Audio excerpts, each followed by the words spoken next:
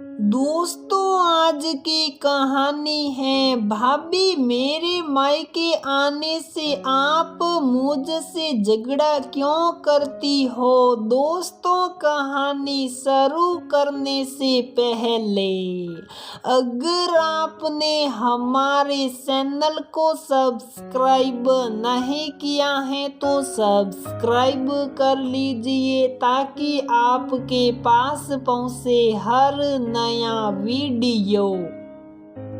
अरे ये क्या सासी, सिर्फ चार चूड़ियां दोनों हाथों में, कोई देखेगा तो क्या कहेगा। आप नई दुल्हन हो, लाल चूड़ियों से हाथ भरा होना चाहिए आपका। राधिका की जेठानी लता की 10 वर्षीय बेटी खुशी ने कहा। खुशी के मुंह से इतना सुनकर राधिका ठगी से चुपचाप उसको एकटक देखती रह गई कि इतनी छोटी बच्ची और इतनी बड़ी बातें। फिर राधिका ने कहा, खुशी बच्चे ऐसी बातें नहीं बोलते, मुझे घर के काम भी तो करने होते हैं ना। चलो जाओ खेलो। पास खड़ी जेठानी जी चुपचाप मूक दर्शक की तरह सब कुछ देखती रही और सासू माँ खिलखिलाकर हंसते हुए बोली, कितनी समझदार है मेरी पोती, सब रीति रिवाज जानती हैं। आज बात आई गई हो गई और राधिका ने भी खुशी का बचपना समझकर छोड़ दिया। राधिका की शादी को अभी सिर्फ 2 महीने ही हुए थे। राधिका की ससुराल में एक ननद निशा और एक जेठ अमर, जेठानी लता और सास सुधा, ससुर राकेश जी थे। ननद की शादी हो चुकी थी लेकिन एक ही शहर में होने की वजह से उनका हमेशा आना जाना लगा ही रहता था। जेठानी लता को आए 11 साल हो गए थे। खुशी पूरे घर वालों की आंखों का तारा, सबकी लाडली भी। उसमें से दादी और बुआ की तो सबसे ज्यादा पहले राधिका को लगता कि जेठानी जी ने खुशी को बिगाड़ा है, लेकिन धीरे धीरे उसको पता चला कि खुशी पर उनका कोई जोर ही नहीं। उल्टा खुशी के कारण कई बार सास, ननद और जेठ जी से उनको खरी खोटी सुननी पड़ती। खुशी हर बार राधिका को किसी न किसी बात के लिए टोक ही देती। कभी सासी आपने साड़ी कैसे पहनी है, कभी ये कैसा मेकअप किया या खाना कैसे बनाया है। तभी एक दिन सुधा जी ने कहा, लता बहू आज निशा आ जाएगी शाम तक। सब्जी बनाते लता का मुस्कुराता चेहरा मुरझा गया। राधिका ने पूछा, भाभी क्या हुआ, आपकी तबीयत तो ठीक है ना। जवाब में लता ने सिर्फ हम कहा। राधिका को समझ नहीं आता था कि आखिर इतनी सीधी सादी 90 तुले शब्दों में जवाब देने वाली माँ की बेटी आखिर इतना कैसे बोलती हैं। कभी कभी तो खुशी का व्यवहार राधिका को भतीजी जैसा कम, ननद ज्यादा लगता, लेकिन संकोच बस चुप रह जाती और प्यार से समझाने की कोशिश करती बहुत बार राधिका ने सबसे ये बात कही, लेकिन सबने राधिका को यही कहा, अभी बच्ची है, उसकी बातों का क्या बुरा मानना।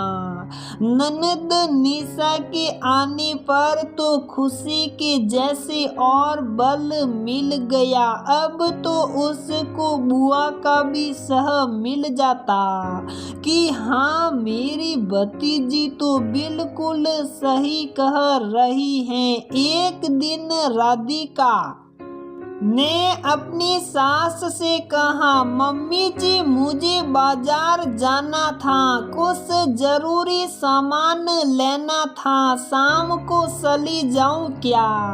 अरे नहीं नहीं, अभी नहीं, बाहर जाना है अकेले, और अभी तुमको यहाँ आए समय ही कितना हुआ, जो बाजार जाने की नौबत आ गई। जो भी सामान ये लिख कर दे दो, निशा से मंगा दूंगी। दादी, लगता है सासी को पता नहीं कि नई बहू ऐसे अकेली बाजार नहीं जा सकती। खुशी ने कहा। खुशी को डांटने की बजाय राधिका की सास और निशा उसकी बात सुनकर हंसने लगे। सास के मुंह से ऐसी बात सुनकर राधिका को अजीब तो लगा ही, लेकिन सबसे ज्यादा गुस्सा उसको खुशी पर आया। लेकिन उसने कुछ बोलना ठीक नहीं समझा। लेकिन ये बात राधिका ने जब अपने पति से रात में कही तो उन्होंने भी उसको बच्ची हैं और बच्चे तो कुछ भी बोलते हैं कहकर टाल दी। अगले दिन राधिका सुबह चाय लेकर सबको देने जा रही थी। कमरे में जाते समय राधिका रास्ते में ही खुशी से टकरा गई और पूरी ट्रे की चाय राधिका के हाथ से छूट कर नीचे गिरकर टूट गई। राधिका, लगी तो नहीं तुमको, पीछे हटो, मैं साफ कर देती हूँ। लता ने राधिका को उठाते हुए कहा। इतनी देर में खुशी ने जोर से गुस्से में चिल्लाते हुए कहा, देख कर नहीं चलना आता, आपको दिखाई नहीं देता क्या? जब देखो तब उल्टी सीधी हरकतें करती रहती हैं, सटाक सटाक। लता ने उठकर खुशी के गाल पर 2 थप्पड़ मारते हुए कहा, खुशी सासी माँ सम्मान होती हैं, तुम माफी मांगने की बजाय उल्टा जुबान लड़ा रही हो, तुम देखकर नहीं चल सकती थी, इसमें गलती तुम्हारी है, तुम आकर टकराई और बहुत दिनों से तुमको मैं ये बात समझा रही थी कि सासी के साथ किसी भी तरह का तुम्हारा गलत व्यवहार मैं बर्दाश्त नहीं करूँगी। बच्चे बच्चों की हद में रहे वही अच्छा लगता है। तब तक सभी घरवाले वहां इकट्ठा हो गए। सुधा जी गुस्से में चिल्लाने लगी, लता अब तुम्हारी भी जुबान चलने लगी, जरा भी शर्म नहीं बसी, अपनी गलती का गुस्सा बच्चे पर निकाल रही है।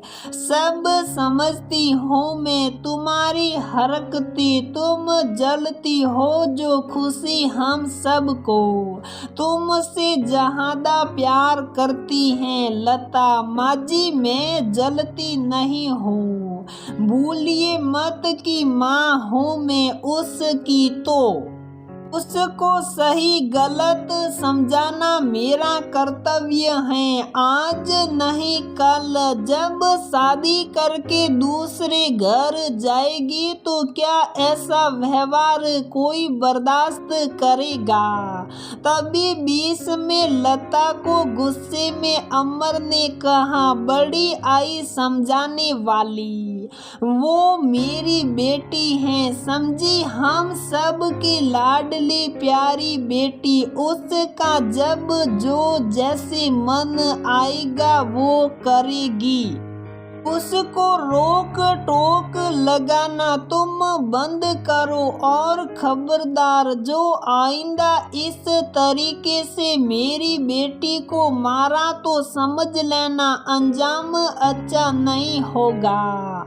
जेठ के मुंह से की इतनी बात सुनकर राधिका को बहुत गुस्सा आया। उसने कहा, भैया बेटियां सबकी प्यारी होती हैं, मुझे और लता दीदी को भी हमारे पापा और घर वालों ने बहुत प्यार से पाला पोसा है और आज भी उतना ही प्यार करते हैं और शायद आप भूल रहे हैं।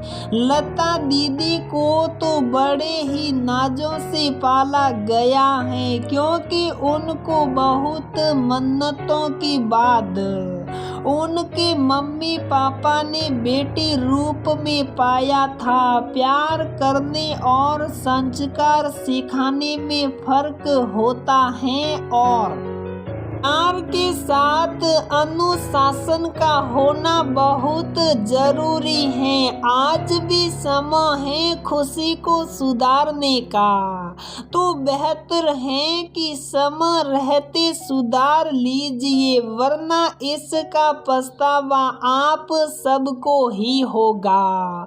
एक दिन फिर आप सब किसी भी बात के लिए भाभी को दोषी मत दीजिएगा। चलिए भाभी यहाँ से कहकर वहां से दोनों चली गई। तो दोस्तों हमारी ये कहानी यहीं पर समाप्त होती है। अगर आपको हमारी ये कहानी पसंद आती है तो प्लीज वीडियो को लाइक करें, शेयर करें और हमारे चैनल को सब्सक्राइब जरूर करें।